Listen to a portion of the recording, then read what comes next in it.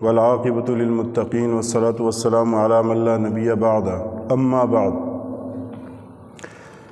اعوذ باللہ من الشیطان الرجیم بسم اللہ الرحمن الرحیم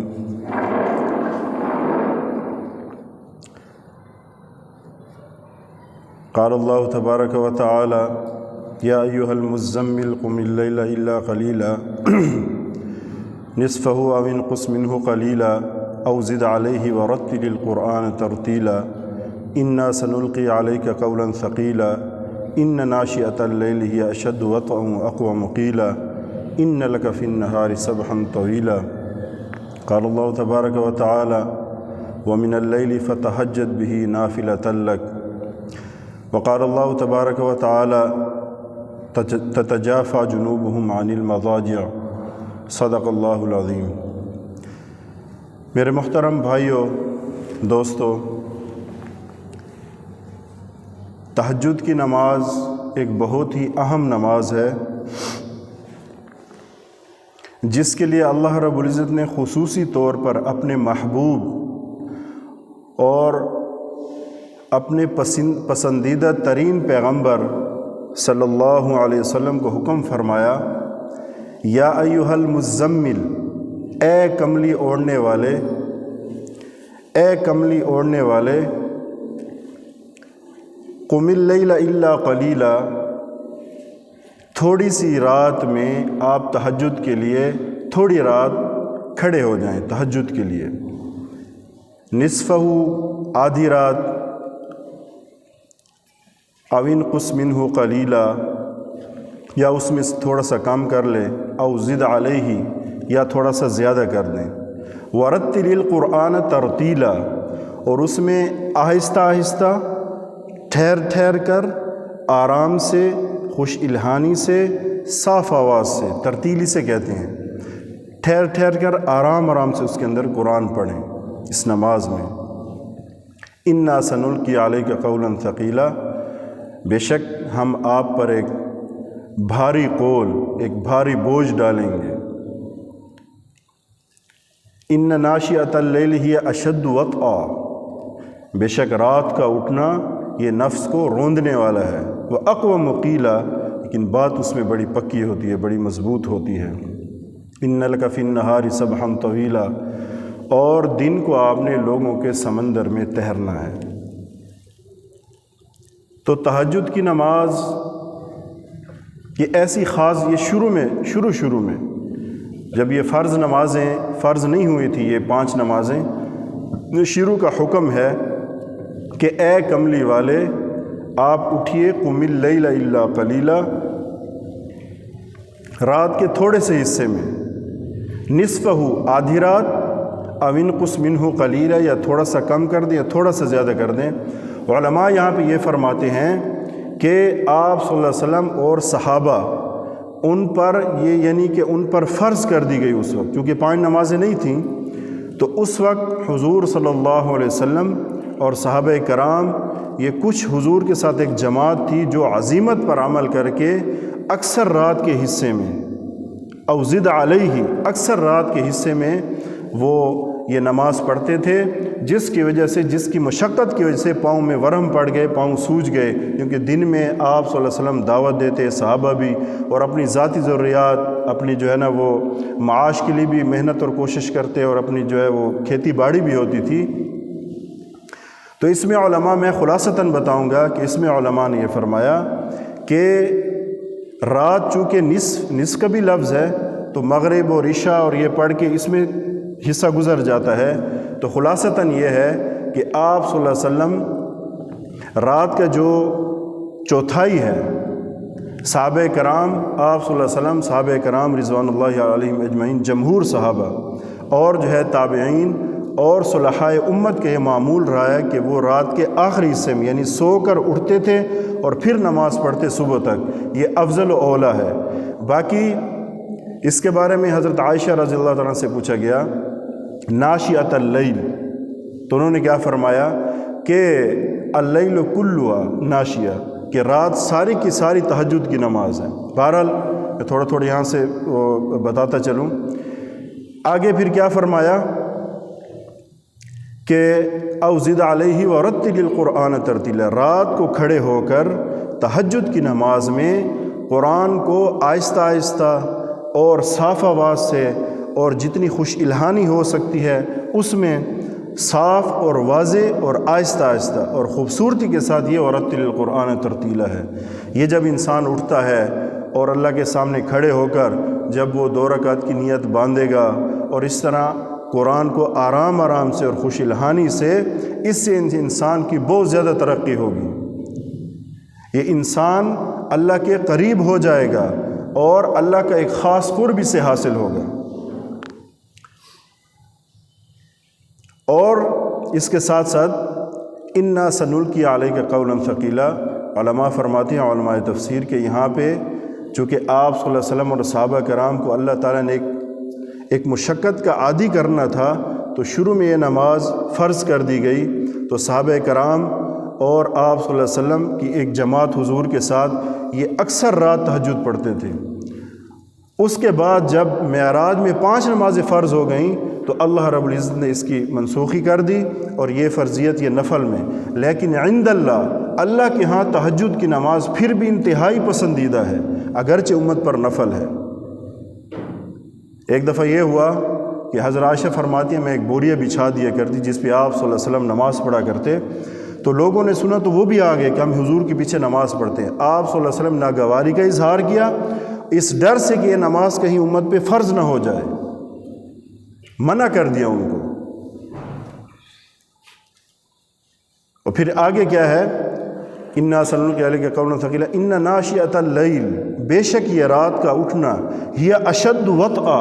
یہ نفس کو روندنے والا ہے، نفس کو دبانے والا ہے، نفس کو کچلنے والا ہے، وہ اقوم قیل ہے کہ بہت بڑی مضبوط ہوتی ہے۔ رات کی تنہائیوں میں جتنی یکسوئی ہوتی ہے، نہ کوئی شور شرابہ نہ کوئی شور و شغب، انتہائی آرام سے یہ قرآن کو صاف صاف اور بڑے بہترین انداز سے پڑھتے، جبکہ دن میں مصروفیات بھی ہوتی ہیں، معاش کی اور باقی چیزیں بھی ہوتی ہیں، تو یہ دن میں یعنی رات کی نماز میں قرآن کو بڑا صاف اور بڑا واضح کر کے، اور آگے کیا فرمایا، ناشئۃ اللیل، حسن بصری رحمۃ اللہ فرماتے ہیں کہ جب عشاء کی نماز پڑھ لیں تو ناشئۃ اللیل ہے، اور یہ فرمایا، یہ لکھا ہے تفاسیر میں کہ یہ جو قیام اللیل ہے یہ ناشئۃ اللیل کا مفہوم ہے۔ اب بھی عرب ملکوں میں باہر جو ہے نا قیام اللیل کی نماز پڑھتے ہیں، قیام اللیل وہاں جماعت کراتے ہیں، تہجد کی اذان بھی ہوتی ہے، اور یہ اس سے ناشئۃ اللیل سے نکلا ہے۔ اچھا، اس میں انا سنلقی علیک قولا ثقیلا کہ ہم آپ کی طرف یعنی نبوت کا بوجھ، قرآن کے حلال و حرام کے احکام میں ایک بوجھ محسوس ہوتا ہے، ایک بوجھ ہے، ایک ذمہ داری ہے، یہ ہم عنقریب آپ پہ ڈالیں گے۔ تو عائشہ رضی اللہ عنہ فرماتی ہیں کہ جب بھی آپ صلی اللہ علیہ وسلم پر وحی اترتی، نازل ہوتی، وہ آثار ہم اس طرح دیکھتے کہ سخت جاڑے کے موسم میں، سردی کے موسم میں آپ صلی اللہ علیہ وسلم کی پیشانی مبارک پر پسینے بہنے ظاہر ہو جاتے تھے، اور جب اونٹنی پر بیٹھتے تو وہ اونٹنی جھک جاتی، اس کی گردن جھک جاتی اس بوجھ کی وجہ سے۔ تو اللہ رب العزت یہ تفاسیر میں لکھا کہ اللہ نے شروع میں وہ ایک بوجھ ڈالنا تھا، ایک مشقت، تو یہ نماز فرض کر دی۔ جب یہ 5 نمازیں اللہ نے دی تو یہ نماز منسوخ ہو گئی۔ تو میرے بھائیوں، مختصر یہ بات ہے، اب ان ساری آیات کا خلاصہ یہ ہے کہ حدیث کے اندر آیا ہے کہ 2 رکعت رات کی نماز اللہ اس سے اتنا خوش ہوتے ہیں کہ پھر صحابہ سے، فرشتوں سے پوچھتے ہیں، آسمان کے فرشتوں سے، کہ یہ جو بندہ رات کو کھڑا ہے، یہ اپنے بستر سے بھی اٹھا ہے، سردی بھی ہے، اپنے نرم لحاف سے اٹھا ہے، اس نے بستر کو چھوڑا، وضو کیا، میرے سامنے کھڑا، یہ کس چیز نے؟ حالانکہ اللہ تعالیٰ جانتے ہیں، اس کے دل کے حالات کو بھی جانتے ہیں، یہ کیوں کھڑا ہوا؟ تو فرشتے کیا کہتے ہیں، یا اللہ، یہ آپ کی بخشش اور عطایا کی امید سے کھڑا ہوا ہے اور آپ کے عذاب کے خوف سے پناہ مانگ رہا ہے یہ بندہ۔ تو اللہ تعالیٰ فرماتے ہیں کہ تم گواہ رہو، میں نے اسے بخشش جو یہ مانگ رہے ہیں میں نے وہ سب کچھ دے دیا، اور اپنے عذاب سے اس کو امن بھی دے دیا، اس کا خوف بھی دوں، جس سے یہ امن مانگ رہا ہے میرے عذاب سے، اور اس کا جو خوف ہے یہ بھی میں نے دور کر دیا، اس کو میں نے امن دے دیا اپنے عذاب سے۔ تو میرے بھائیوں، ابھی موقع ہے، راتیں لمبی ہیں، بے شک جیسے ہے نا ان ناشئۃ اللیل، نفس کو روندنے والا ہے، انسان سویا ہوتا ہے تو رات کو اٹھنا مشکل، بڑی گہری نیند آئی ہوتی ہے، بڑا گرم انسان بستر کے اندر پڑا، اس کا یہ اٹھنا اور بستر سے جدا ہونا اور وضو کرنا اور 2 یا 4 یا 8 رکعت نماز پڑھنا، یہ اس کے لیے دنیا و ما فیہا سے بہتر ہے۔ ساری دنیا کے خزانے ان 2 رکعت کا مقابلہ نہیں کر سکتے۔ تو کم از کم ہمارے لیے کیا ہے کہ جو سب سے اولا ہے، جس پر آپ صلی اللہ علیہ وسلم کا، جمہور صحابہ کا، تابعین کا اور وہ جو امت کے جو نیک لوگ تھے ان کا جو معمول رہا اولا، کہ شروع کے رات کے حصے میں سو کر آخری جو چوتھائی ہے اس میں اٹھ کر پھر اللہ کے سامنے کھڑے ہونا، 2 رکعت نفل پڑھنا۔ جو حافظ قرآن ہے اس کے لیے تو بہت بڑی بات ہے، وہ تو قرآن پڑھتا رہے، کئی سپارے پڑھ جائے، لیکن آرام سے۔ اگر نہیں پڑھ سکتے 1 سپارہ تو کم از کم 1-2 لمبی صورتیں ہوں، لیکن ترتیل کے ساتھ، آرام ٹھہر کے، خوبصورت خوش الہانی کے ساتھ۔ کسی کو اگر اللہ نے یہ دی ہے، یہ نعمتیں دی ہیں، تو اس سے وہ فائدہ اٹھا سکتا ہے۔ دنیا کی زندگی تو جا رہی ہے، تو یہ سب سے، چلو گرمیوں میں انسان کی نیند میں کمی ہوتی ہے، لیکن یہ جو سردیوں کی راتیں، اس میں تو ہم فائدہ اٹھا سکتے ہیں، بڑی لمبی راتیں ہوتی ہیں۔ دیکھیں وہاں انہوں نے صاف لکھا ہے کہ یہ نماز جتنے مشائخ ہیں، علماء ہیں، جو درس و تدریس میں سارا دن کھپتے ہیں، یا جو تصوف والے ہیں جو خانقاہوں میں اللہ سکھا رہے ہیں، یا جو ہے نا وہ جو لکھنے لکھانے میں، جو تالیف و تصنیف کے میدان میں ہیں، جس دینی کام میں ہے، سب کے لیے ضروری ہے یہ نماز۔ تو جو سارا دن دنیاوی کاموں میں یعنی اپنی ضروریات میں لگے رہتے ہیں، کہ ان کے لیے ضروری نہیں ہے؟ تمام سب کے لیے ضروری ہے، میرے لیے بھی، آپ سب کے لیے ضروری ہے کہ کم از کم اتنا کریں کہ رات کو جلدی سو جائیں، اور جو ہے وہ آخری پہر 4:30 بجے، 4:45 بجے، یہ آخری ہے، اس میں 4 رکعت نماز پڑھ کے اللہ کے سامنے کھڑے ہو کر یہ جتنی بڑی صورتیں یاد ہیں، سورہ رحمان عام طور پہ یاد ہوتی ہے، سورہ یاسین یاد ہوتی ہے، یہی پڑھے روزانہ، لیکن آرام سے، ٹھہر کے، جیسے اللہ کو انسان قرآن سنا رہا ہوتا ہے، اس انداز میں ہو اور یہ تصور کرے، اور پھر اس کے بعد یہ نماز پڑھ کر پھر اس کے بعد دعا اہم چیز ہے، الدعاء مخ العبادہ، پھر اس کے بعد لمبی دعائیں ہوں، جتنا وقت ہو، 20 منٹ ہو، آدھا گھنٹہ ہو، جتنا بھی وقت ہو، یہ دعا اللہ سے مانگے،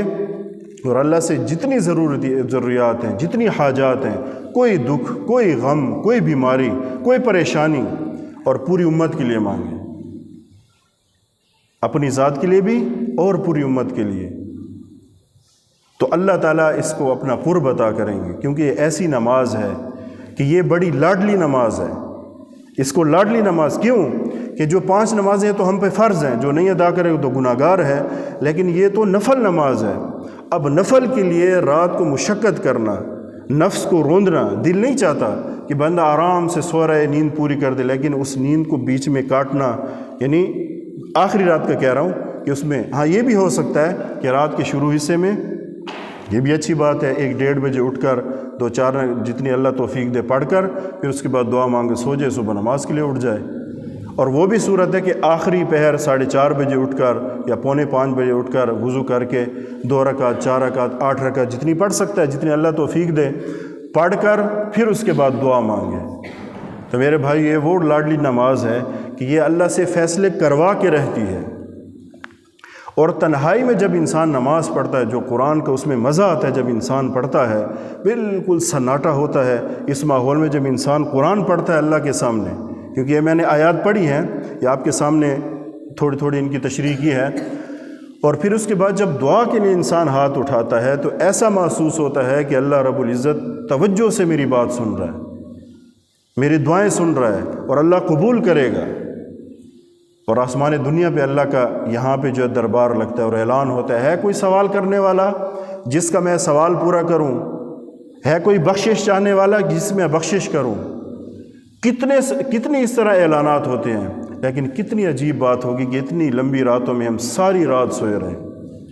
اور اس سے زیادہ افسوس کی بات کہ رات کو دیر سے سونے والے ساری رات عجیب و غریب گپ شپ میں یا باقی چیزوں میں لگ کر صبح کی نماز ہی چلی گئی، یہ اس سے بھی زیادہ افسوس کی بات ہے۔ میرے بھائیو، زندگی اللہ نے دی ہے، گزر رہی ہے، گزر گئی ہے، تو اس سے فائدہ اٹھانا، اس سے نفع اٹھانا، اور تہجد کی نماز کے ذریعے اللہ کا قرب حاصل کرنا، یہ سب سے بہترین نماز ہے۔ اور سب سے بہترین وقت ہے کہ اللہ رب العزت نے اپنے محبوب کو خصوصی طور پہ یہ 7 چیزیں بتائیں کہ آپ اٹھ کر نماز پڑھیں، آدھی رات کر دیں یا اس سے کم کر دیں یا اس سے زیادہ کر دیں، اور یہ بھی ساتھ بتا دیے کہ ان ناشئۃ اللیل نفس پہ بہت چوٹ والی چیز ہے، بہت چوٹ والی چیز ہے، چوٹ پڑتی ہے اٹھنا رات کو مشقت میں، اور جو ہے وضو کرنا، پھر ساری دنیا سوئی ہوئی ہے، یہ اٹھ کر اللہ کے سامنے، تو یہ بڑی سعادت کی بات ہے میرے بھائیوں۔ تو اللہ تعالیٰ مجھے بھی توفیق عطا کرے، اللہ آپ کو بھی توفیق عطا فرمائے، اور اللہ پورے امت پورے مسلمانوں کی اس کی توفیق عطا فرمائے۔ اللہ ہمیں ایسی زندگی دے جس میں اللہ ہم سے راضی ہو جائے، اس کا رسول ہم سے راضی ہو جائے۔ وآخر دعوانا الحمدللہ رب العالمین۔ سنت